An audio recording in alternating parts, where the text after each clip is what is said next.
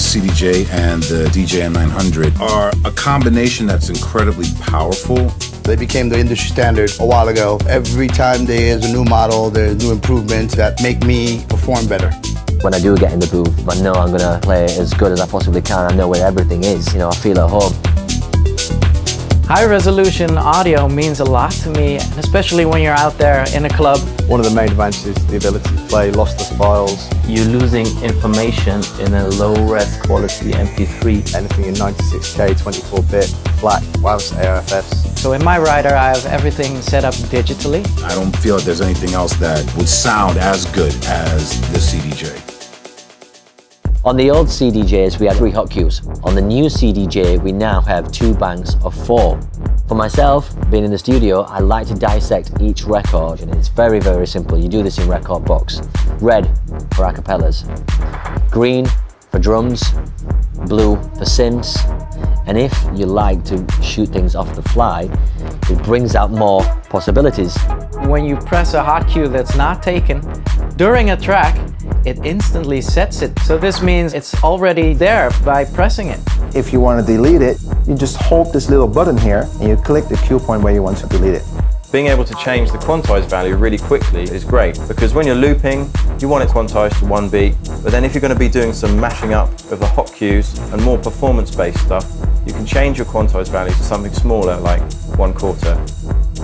The slip reverse is a very useful tool. There was nothing wrong with the reverse before, but you had to have it in slip mode to engage it. With this, it's just instantly there.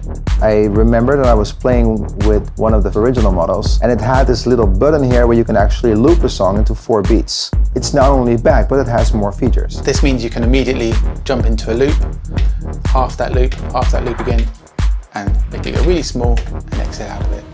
If you have this little unit here, I can edit the record on the fly. And I think it's amazing that you can actually plug and play with the new decks as well. You can control cue points, and then you don't have to skip between the 4.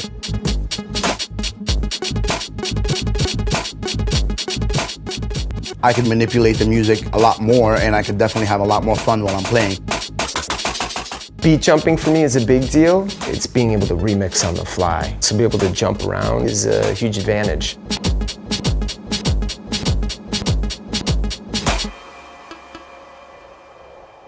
With the new touchscreen, it has become so much easier and faster.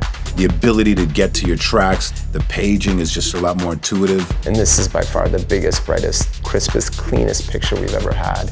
So you can tell from the waveform when the beat drops or when the bass comes in by that it's red, and when all the frequencies simmer down, it will get more towards blue. We have a full Qwerty keyboard now, which is even faster, more intricate. How I can search for a track that just pops into my head at that special moment, or when the promoters just told me that I can play one more and I wasn't expecting it and I have no idea where I am in any of my playlists. That's a game changer, definitely for me. The shortcut button's great.